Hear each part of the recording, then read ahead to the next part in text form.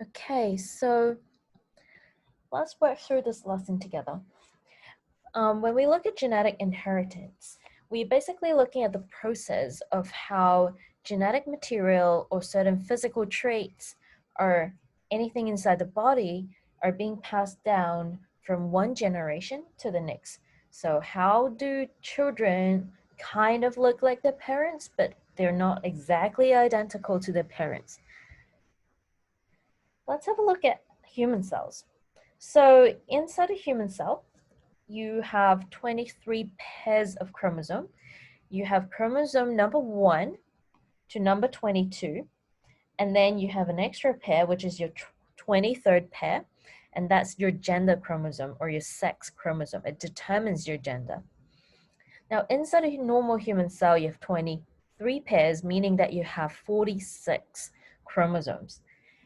When you produce eggs and sperms, you actually half the number of the genetic material.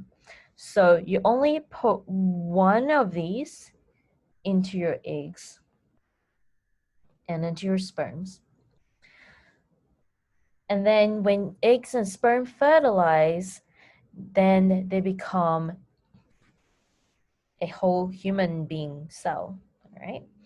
So in your pairs, you actually have one being inherited from your mother and the other one being inherited from your dad. That's why when you look in the mirror, you see some traits of yourself that seems to be from dad and some of them seems to be from mom.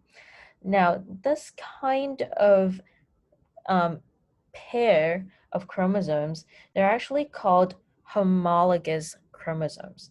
So we call this a homologous pair of chromosome.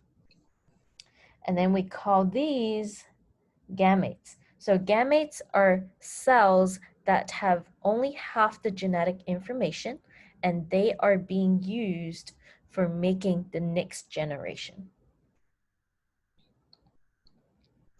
So before we move on, I want you to work on these questions. And I want you to pause the video and do that, and then come back for the answers. Okay, so assuming that you've done the questions, what is the gender? Sorry, I typed it wrong earlier. What's the gender of the human being shown above? And if you search it up, you should know that females have XX. So it has two X chromosomes, whereas males have an X and a Y chromosome. So this person is a male. Now, where does a Y chromosome come from? Since only male have Y chromosomes, females only have X, then the Y chromosome would have come from the person's father. So that's just to clear up some basic concepts. Here's another concept that I absolutely need you to understand and know. So when we have a homologous pair of chromosome, one is from the mother and the other one is from the dad, you actually have the same genes in the same location. So if this is the gene for skin color, this would also be the gene for skin color. Imagine each band, darkened color band, is one gene. And if this is for making skin oil, then this is also for making skin oil. This is the skin oil gene. I'm just making up examples, right? But the crucial idea is that homologous pair of chromosomes have the same genes in the same location. So one gene is on the father, inherited from the father, the other is inherited from the mother, but on the location, on the chromosome, they have the same location. And this location, we call it a loci, all right? Location of a gene. Now, here is an actual example. A gene called OCA2 is the gene for controlling your eye color. Now, this eye color gene, the loci of the gene is on chromosome 15. So that's the location of the gene. Now, what about the word allele? So in your learning target, you had the word gene versus allele and knowing how to differentiate them. They're quite similar, actually. Now, the gene is a function, for example, controlling eye color. The alleles are the variation or the outcomes of a gene, and there can be different outcomes. So everybody would definitely have an eye color, but the eye color would be different. It could be brown, it could be blue, it could be green. So these are actually the possible alleles, the possible outcomes of an eye color, all right? So I just want you to think to yourself, what is the possible alleles for hair color naturally, all right? So if you understood the concept between a gene and allele, you know that hair color is the gene, and then blonde, brown, black, hazel, ashy brown, ashy blonde, those are all the possible alleles or the possible outcomes for that gene of hair color. Now, let me give you this example. Let's say if this person inherited the brown eye allele from the mother and the blue eye allele from the dad, then what would be the actual eye color of this person? Since the alleles are different, they're not the same. Would one eye be brown and one eye be blue? I don't think you're going to see that very often in actual human beings. So we actually have systems that would kind of figure out what kind of eye color the person will have and how do the alleles kind of sort things out among themselves. And this is basically the major thing predicting inheritance. So you're predicting what the person will look like based on the genes or based on the parents' genes, right? This is going to be the assessment. You will be doing a test. This is how I'll be assessing you. In the test, there'll be a whole lot of questions. I will allow you to do that open book. However, all the questions are focused on problem solving. So there are no direct answers that you can look up in your notes. Now, back to the question, what color would it actually be if you get two different alleles? And this brings us to the concept of dominance patterns in alleles. So dominance patterns are basically relationship between two alleles that are different, but they're in the same gene, all right? How do alleles work with each other? So you can see this in the human relationship as well. You have two people in a relationship, like my mom and my dad, when they dated, my mom was completely dominant over my dad. She's the bossy one, all right? My dad doesn't do anything, basically. Doesn't make any decisions at all, right? Mom always gets her way. So that could also happen with alleles. Now, there are three different types of domination or three different types of dominance patterns that you can find. One of them is called complete dominance. The other is called incomplete. And the third one is called codominance. Today, I'll only teach you about the complete dominance one, all right? And then incomplete and codominance will come later. So let's look at the situation with eye color. Eye color actually express this complete dominance pattern where one of the allele is actually completely dominant over the other one. If you have that allele, doesn't matter what the other one was, only the dominant allele will show through. Now, in the case of human eye color, brown is the dominant one. It is dominant over blue. It is also dominant over green. Whereas if you have green and blue together without the brown, if you only have green and blue alleles, then the green one is dominant over the blue one. Now, bear in mind, everybody has two alleles only, all right? So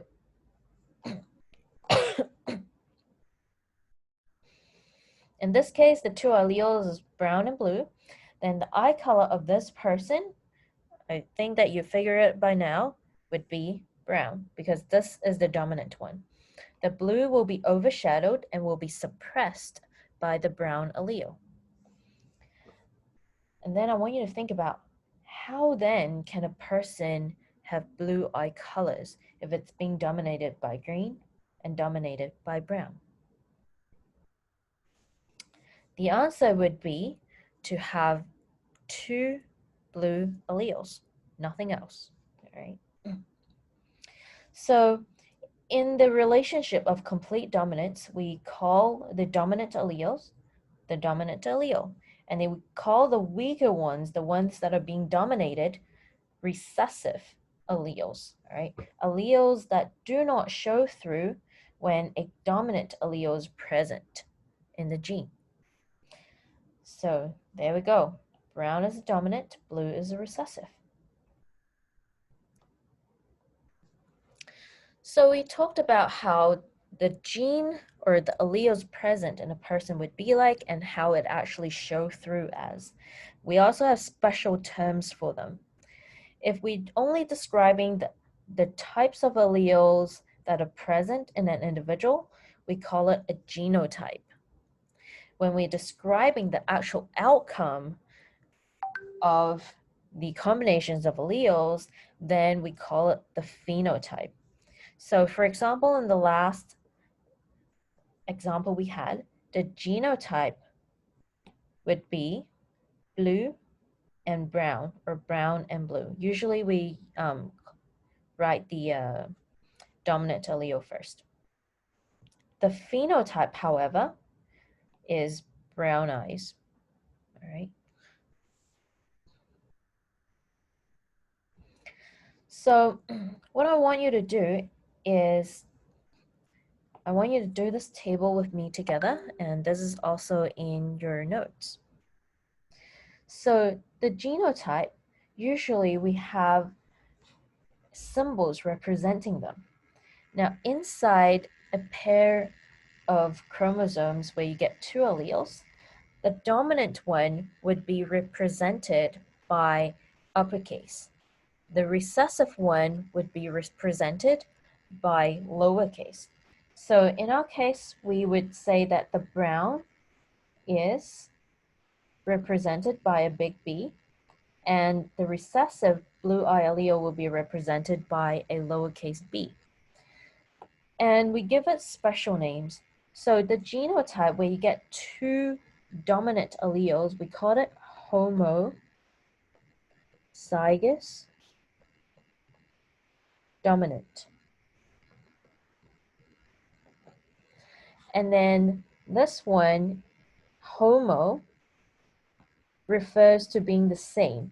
So it means that it has the same allele for both of the chromosomes. And the alleles that are there is the dominant one. So you have two of the same dominant allele.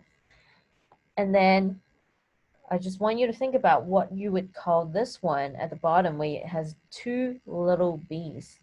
The top is called homozygous dominant. Then hopefully you would figure this out. This is called homozygous recessive. So this is how you could describe the person with this kind of combination of alleles. The middle one, we use the word heterozygous. Heter means different. So this person, for this gene, has two different alleles. That makes it one dominant, one recessive. That's why you don't have to put the word dominant or recessive behind it, because hetero means you have different. Now the phenotype that actually comes out of that, I will let you do that on your own. You should know how to do this, all right, by looking at the example from above. Okay, let's do a practice question together.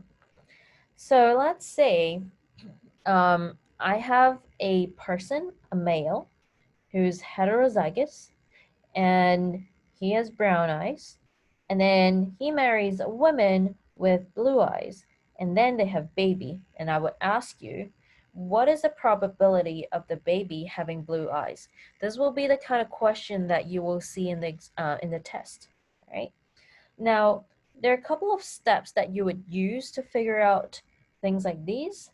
The first step would be to figure out the genotype of the parents. So what kind of alleles are actually in the parents? So look at the male, the father. Since we said that it was heterozygous, then you should know that it has a big B and a little b, one dominant, one recessive. The mother is a blue-eye person. So if we look at that, in order to have blue eyes, the mother must have 2 of the recessive allele. Then the next thing we would do is work out a Punnett square. So this is a Punnett square. It helps you to figure out what would be the combination in the children. So let's say this is the mom side, oops, and this is the dad side. And mom has 2 little b's, and father has 1 big B and 1 little b, right? Also, I want you to imagine this is the egg.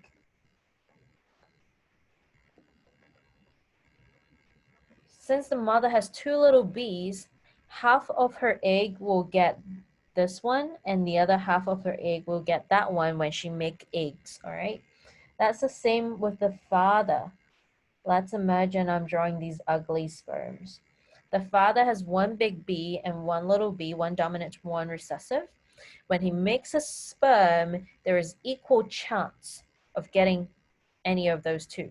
So half of them will actually get the big B, and the other half will get the little b, all right? Remember, sperms are being made when you split yourself into half and you divide your chromosome into half, all right? That's the reason why you get 1 of the big B and 1 of the little b. Now, by chance, this all happens by chance, all right? So let's say if a sperm who has a big B happens to fertilize this egg, then when they are being combined, you'll get this combination, right? And then combine this with this. So if this sperm happens to fertilize this egg, then you'll also get this. And then if this sperm fertilizes this egg, you'll have this.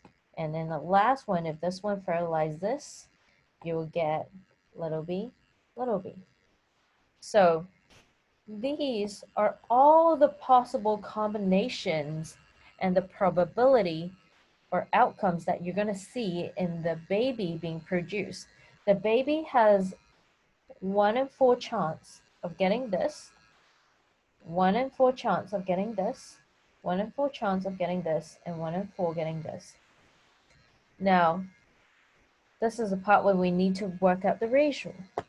So the ratio for the genotype, let's do genotype first, would be,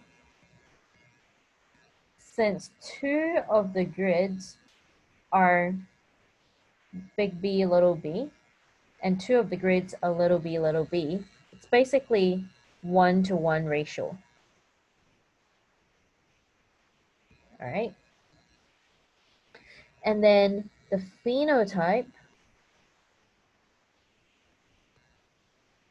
would be 1 brown eye and 1 blue eye baby. So 50-50 chance. So the probability of the baby having blue eyes, if you look at the phenotype, is basically half the chance, or you can say 0.5 probability. Now, do pay attention to the language you use though, because when we look at the word probability, we're really looking for these, all right? If I ask you for the ratio, then you need to give me this.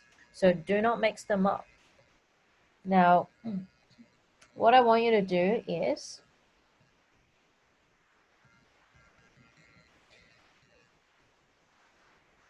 sorry, in your notes, you would have, hopefully you've jotted down all the notes.